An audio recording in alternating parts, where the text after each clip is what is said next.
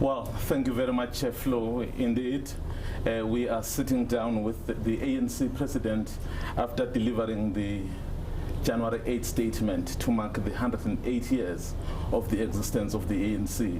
This statement started a long time ago in 1972 by the then President Oliver Reginald Tambo. It was meant to rally the troops for the purpose for the year ahead. But now the ANC is a party in the government. They continued with this tradition. So what they do this time round is that the statement normally gives you an indication of where government will go insofar as their programs are concerned. But of course, to dwell more and expand on that January 8 statement is the president of the ANC, Cyril Ramaphosa, who spoke to a number of people at the stadium. But of course, we want to unpack some of the issues really that he spoke about, and of course other issues really that are affecting the country. Welcome, Mr. President. Thank you, Jalil. Well, it's January 8. This day happens every year. Yes. And South Africans always anticipate this day. 25 years later, Mr. President, do you think you still have confidence as the ANC of the people of South Africa? Well, the African National Congress still has and enjoys a great deal of confidence amongst the people of South Africa. This was demonstrated during the last national and provincial elections. And as we've spent time going through the streets and the towns of the entire Northern Cape, and we traversed the entire province. Some of my National Executive Committee members traveled 1,000 kilometers right to the end of the province. We met our people in various communities, conversed with them. And this gave us an opportunity, apart from mobilizing for the day, it gives us an opportunity to interact with our people, to listen to them, to hear their concerns, to hear their sorrows and their joys, to join them in being overjoyed over the passing of their own children, but also to empathize with them as we saw the poverty that still continues to grip quite a number of them. But we also, in our listening process, listened to the proposals and the suggestions that they were making on issues that could lead to the improvement of their lives. So for us as the leadership, this was a most uplifting type of process, and we always look forward to this. And you spoke about January 8th statement having been started by President Oliver Tambo in 1972. And the membership of the ANC looks forward to that, because that statement has 6 components. The first component is obviously to look at the milestones,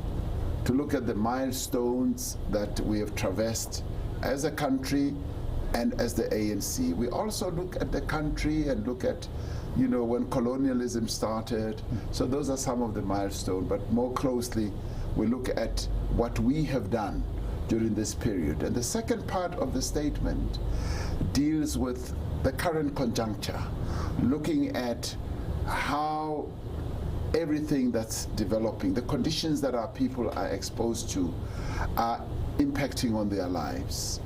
And the third part highlights the priorities that the African National Congress needs to work on to improve the lives of our people. And the fourth part of the statement then looks at the tributes that we need to make to highlight some of our gallant leaders who led exemplary lives and improved the lives of our people. And the fifth one deals with the tasks of the ANC. What are the tasks in the current moment, in the current conditions? And the sixth one deals with the calls that we make to all and sundry, not only to ANC members, but to various other structures.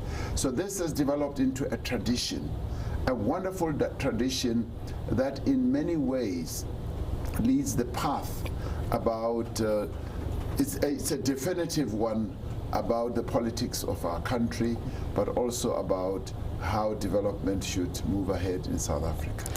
Talking about the politics of our country and you interacting with the people. So you have done this even during the election time, Mr. President. As the ANC, you know exactly what people want.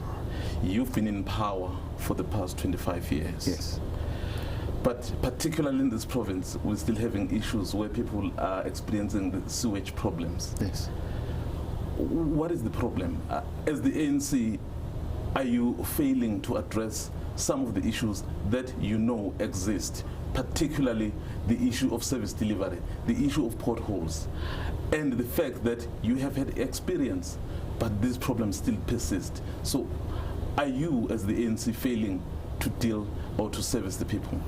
You mentioned the 25 years. In the 25 years, there's been phenomenal delivery.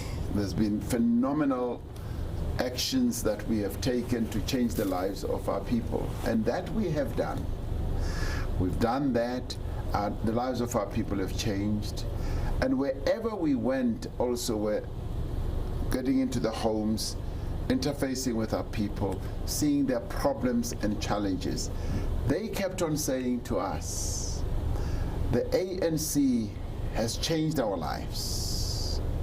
Our lives are a lot better under this ANC government. There are a number of problems that we have, and we want the ANC to continue changing our lives. Yes, we want the ANC to solve the sewage problem where we live.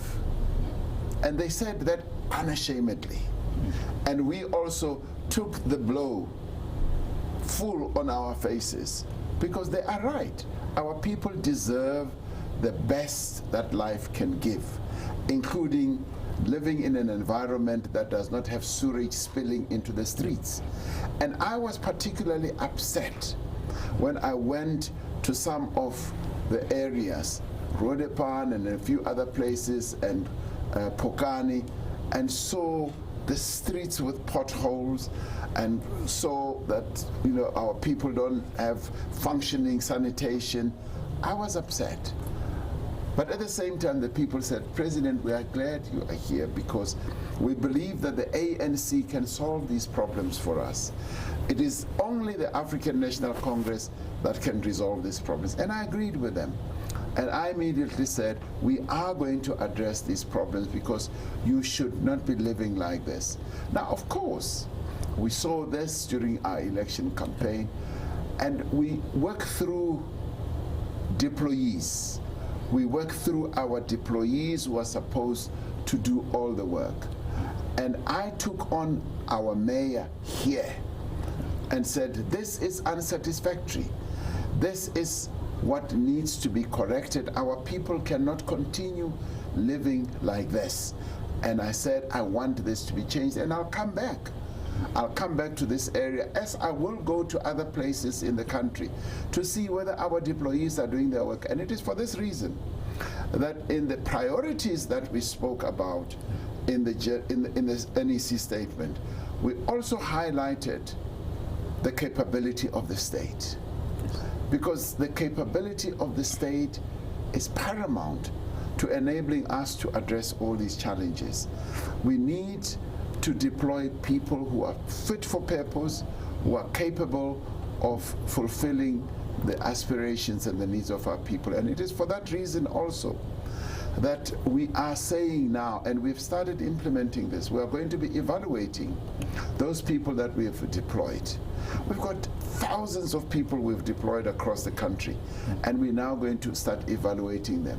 And a number of our other provinces have started, where they're able to evaluate from mayors to chief whip to speaker to ordinary councillor. And if we find that you are not fulfilling the mandate that you were given, the consequences descend on you. And that is what I spoke about today. Yes, Mr. President, you spoke about consequence management. But how are you addressing this problem? Particularly because it's not a new problem, and these are your own mayors.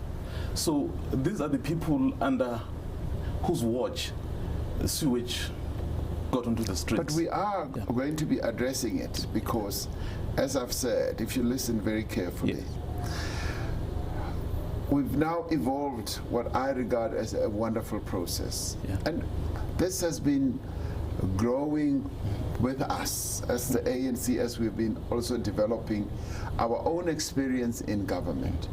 Because we have deployed people who have neglected doing their jobs, who have been derelict in executing the tasks that were given.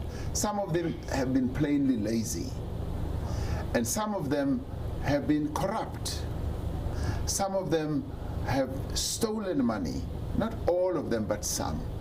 And now we've realized that this is what is actually bringing the African National Congress down, to no longer be the leader of society. And we've now said we are embarking on this process of having a thoroughgoing and rigorous evaluation process, where we are going to evaluate our own deployed cadres. And those who are not fulfilling the tasks that they are meant to fulfill, consequences will descend on them. On that, I am not apologetic, because we represent the aspirations of our people, and we will act. And when we act, we will be quite rigorous in acting. But it would seem, Mr. President, the divisions within your own local structures are hampering many of the things you're speaking about. Yes. Because in some instances, you do find that there are people who may have skills to carry out the work at hand, but because he may not be popular than the one who shouts the loudest, Yes. so he can't get his work done. Yes. So how are you able then to deal with this issue of divisions, which really hampers the delivery? I mean, if you look at the country, most of the municipalities are run by the ANC, but it's in the areas where the ANC is governing where the problem is biggest.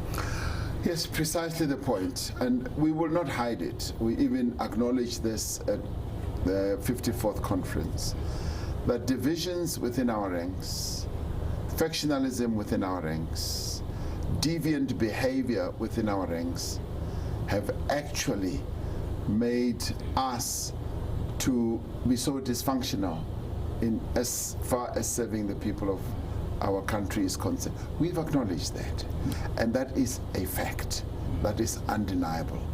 But having done so, we are now saying we now are going to implement the solutions.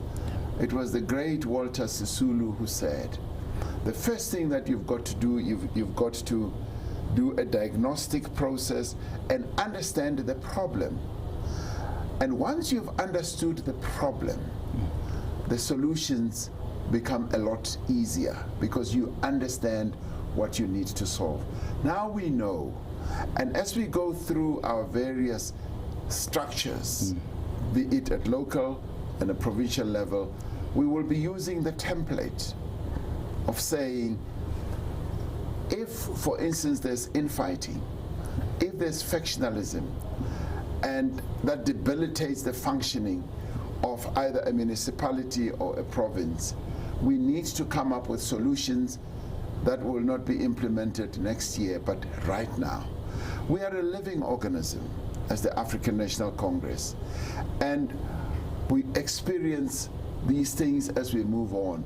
But what I can say is that the ANC, through its renewal process, the 54th conference gave us 2 mandates: renew the African National Congress and unite the ANC. Now, the renewal process means that we've got to come to grips with these problems. For instance, some of the municipalities here have been dysfunctional, largely because of infighting. Yes. And some of the problems that you were talking about, sewage in the street and all that, are a result of the infighting within the ANC. And we now have a tool, a mechanism that we're now going to apply and use to resolve these problems. The other issue really that you've been very strong on, you've been talking about attracting investment, Yes. is the economy. Yes. And we know that the economy depends on a stable energy supply. We are not having that at the moment. About 5 years ago, if I'm not mistaken, Mr. President, you led the war room, which was supposed to look at the issues of ESCOM. What were problems that you faced then? How different are they from what you are experiencing now? So what is it that makes the issue of ESCOM almost unresolvable? Instead of resolving it, it's getting worse. I mean, we even know about stage 6. The problems and challenges that ESCOM has had to face are a multiplicity of problems. And they started off some years ago when the ESCOM management said, our power stations are getting old. We need a new build. We need to build new power stations. And at the time, the leadership said, no, wait. And they said, but we are going to run out of energy. They said, no, wait, but just keep the lights on. Make sure that we never have load shedding. Just keep those lights on. And the process of keeping the lights burning or on then started.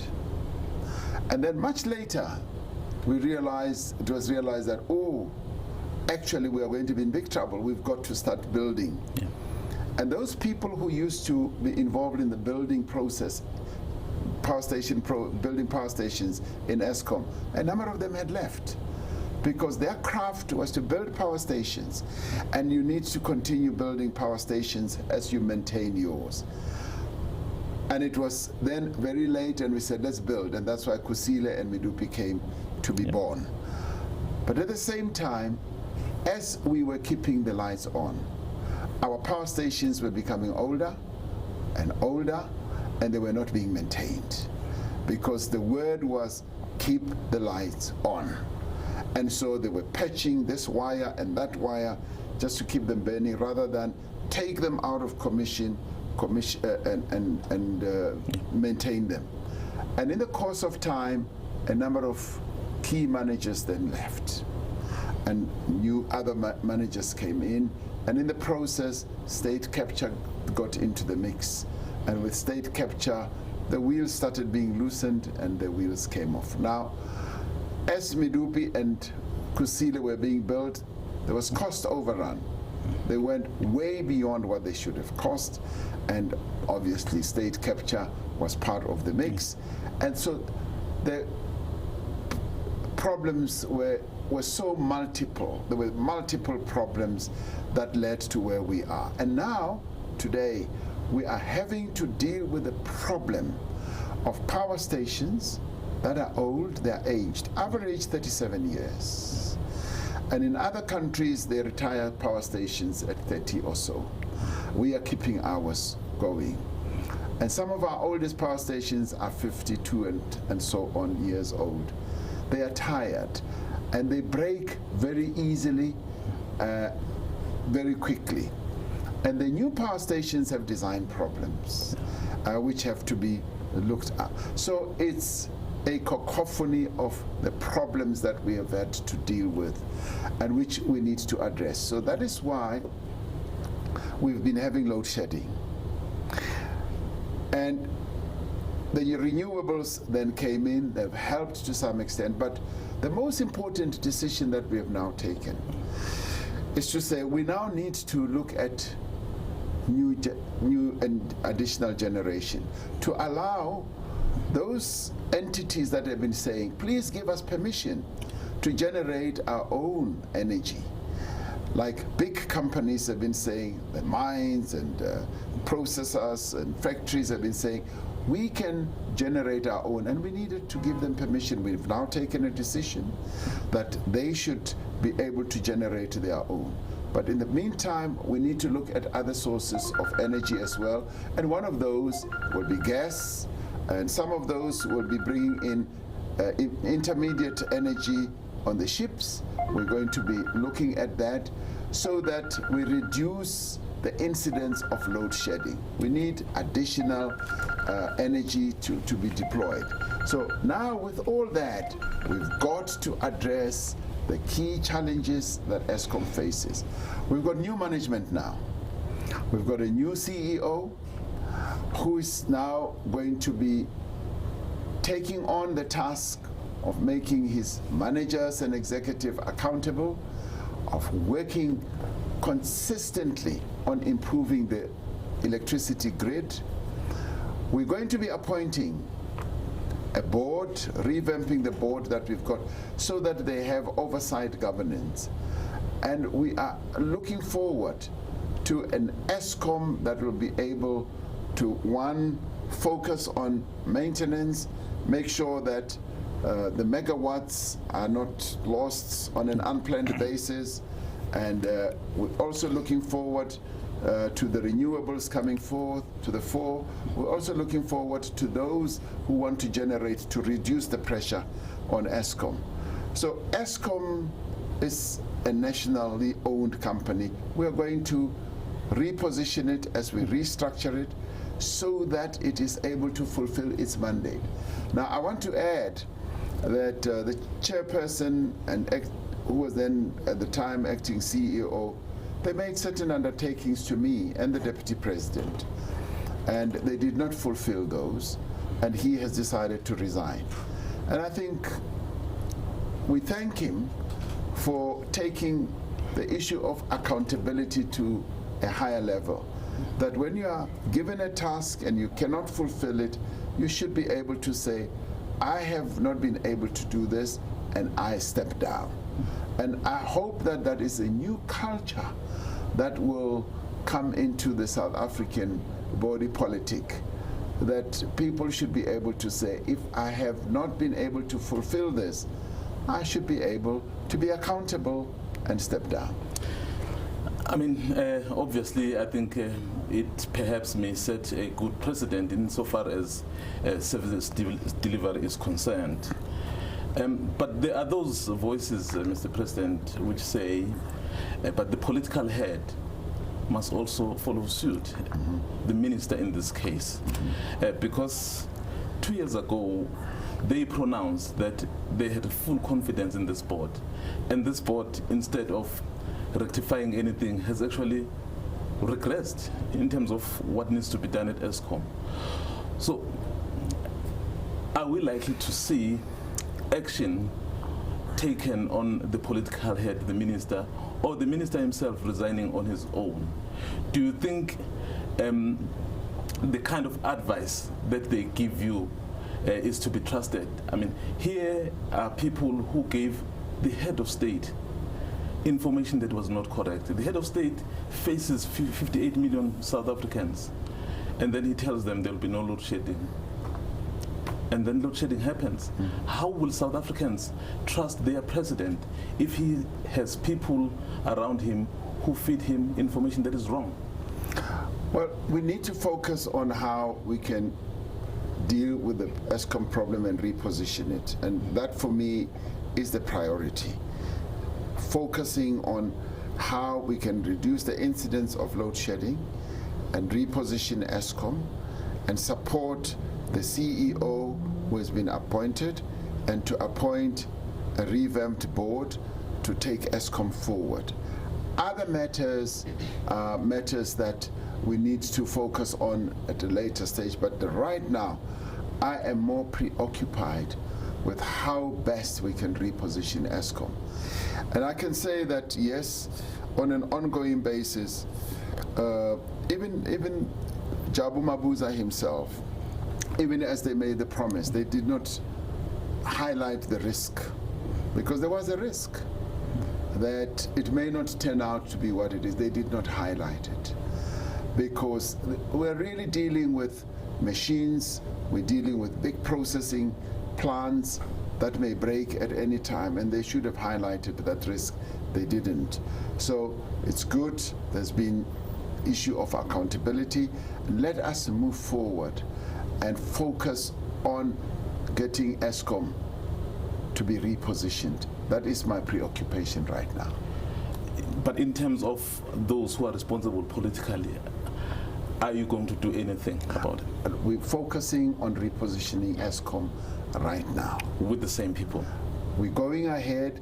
There are, the coterie of people who are executing various tasks, and they need to focus on those tasks, and we move on and we see how the situation unfolds.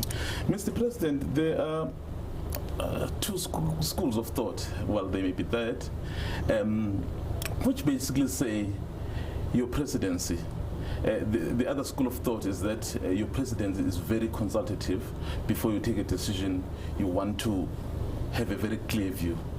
But there are those who are saying the president is indecisive, doesn't know, or is not sure when to take a decision. So which one should we believe from this school of thought, or do you fall in any of these school of thoughts? Well, what I can say is that I'm not a dictatorial president. And if people want a dictatorial president, they've knocked at the wrong door. I will never be. Throughout my leadership process, I've always been a leader who leads, yes, from the front, but leads people knowing that we're taking people along, we discuss matters, and we mold consensus, and we move together as one. And I have the joy of leading the National Executive Committee of the ANC, which has a plethora of people with different views, and the diversity of views is so rich that it actually enables me as the president to be able to know that when we do take decisions, we are well armed with the wisdom that resides in the National Executive Committee. And similarly in the cabinet, that is precisely the case as well.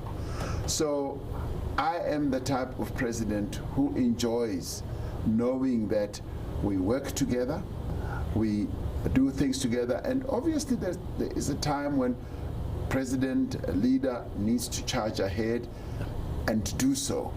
And it's interesting that when I decided in the end, when I decided that SAA will not go into liquidation, it will go into business rescue, there were quite a number of people who would say, oh no, you should not have done so. And I said, I did. I have taken the decision, and that is the way that we are going to go forward. And that's how we are moving forward, because we had reached a stage where SAA could have been liquidated, and a number of people could have lost their jobs. And it could have had a completely terrible impact on the aviation industry in South Africa in more ways than you can ever imagine. And a decision needed to be taken at a critical moment. And there were some who said, oh no, you didn't consult us. And I said, yes, I did not consult you because I needed to take a decision, and I took it and live with it. And that is what at times you do. But most of the time you want to take your colleagues along with you. But at decisive moments, you've got to lead. And that is precisely what defines my approach of working with people. So I'm not dictatorial, I am quite consultative, but I am also quite clear on decisions that need to be taken to take things forward. The parastatals that are going through difficulties, yeah. I know you can't put an exact date, but can we have an indication? When will Eskom stabilize? When will SAA stabilize? When will Denel stabilize? Because we all know what the problems are. Perhaps next year, end of the year, that's the kind of timeline, or rather deadline I would look at. So in terms of the processes that you've put in place, are you confident that by the end of the year, for example, load shedding will be a thing of the past? I know people always want to know when are things going to happen. And you know, like my children, when when they were young, when we would drive, they always wondered, when are we arriving? When are we arriving? For them, as soon as the journey started, they wanted to know when the arrival would be, where we were going. And people want to know when this. Some of these things are processes. They take time. Some of the problems that we are having to deal with, the problems germinated many, many years ago, and they grew into huge trees, and you've got to prune them down, cut them down, and it is a process. But what I can assure you and the people of our country is that we are going to reposition our parastatals. I am quite focused on this, and maybe my business background in the past comes to the fore, because I don't want us to be running businesses that always go to the fiscus for bailouts. I want us to run successful businesses that achieve their own mandate. And our parastatals, or our state-owned enterprises, have a dual mandate, a developmental mandate, which I am quite clear and focused on. They must fulfill that developmental mandate, but they also have to wash their own faces, rather than tend to the fiscus all the time to get bailouts, and particularly enterprises such as SAA and so on. So I want us to run successful entities. Now, the State-Owned Enterprise Council that I'm going to be setting up, which will have people who are well versed in the running of corporations and in running of all that, including union leaders, will be able to assist in helping to reposition the state-owned enterprises. And I always talk about my envy of a country like Singapore, which has a state-owned enterprise entity that owns all their state-owned enterprises, and which operates independently, which has in many ways even removed the need to even have a minister, because they operate without any form of interference, without any need to also interfere. So we will get to that stage, and we're going to be focusing on that, because the state-owned enterprises right now are draining the funds and the resources that we should be directing towards service delivery objectives. Towards closure, Mr. President, you spoke about the pass rate of matric, yes, which has gone up, and you were excited about that. But in your view, do you think the kind of education that we are producing as a country match the skills required for the economy, or we are simply producing really results that doesn't help our economy? I'm pleased to tell you that we are beginning to produce the type of, but we're now having the type of education that is getting more and more well attuned, well synchronized with what we will need in the economy. It's not yet there. We are by no means there, but we are getting there. I mean, for instance, we're going to be introducing new curriculum, and have already done pilot studies for more technical high schools, where young people will learn technical subjects. They will learn technical mathematics. They will learn technical engineering at high school, so that we position them well for the world of work in the more economically needed skills as they grow up, rather than just continue regurgitating the same old type of, say, subjects as we have.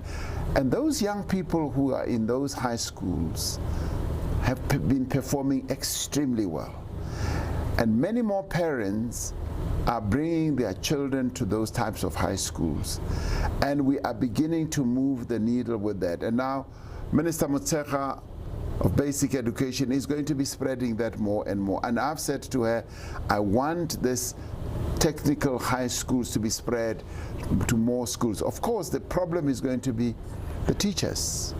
We don't have the teachers. Apartheid was such that it did not give us the wherewithal to produce those types of teachers, because remember, apartheid was meant to produce hewers of wood and drawers of water, and that was the education that we were all fed.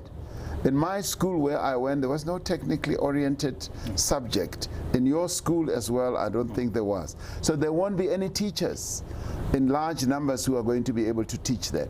But we are developing those teachers. Education is more of a long-term process, and we're beginning to see that now.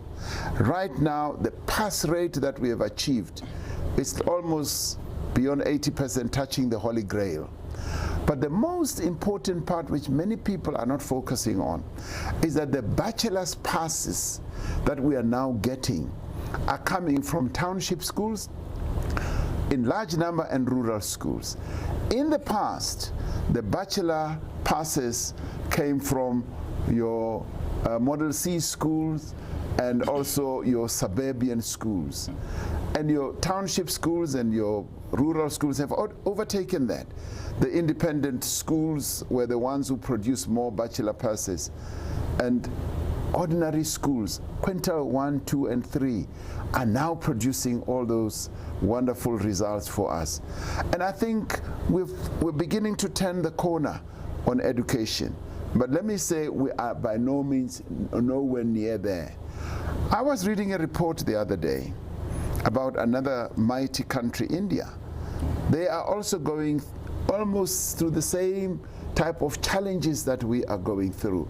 And when I saw that, I said, we are not in the woods alone. All developing countries are having to deal with these types of challenges, and we are beginning to see the light at the end of the tunnel.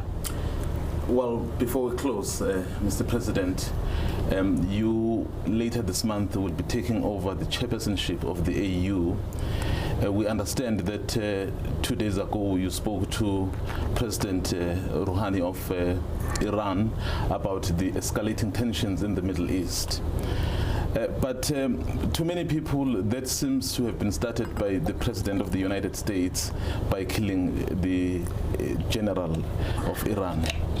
So given that we have good relations with the US, have you picked up the phone or through the diplomatic channels spoken to President Trump to say what you are doing to Iran will not only affect Iran, it will also affect the entire world? Already oil prices are high.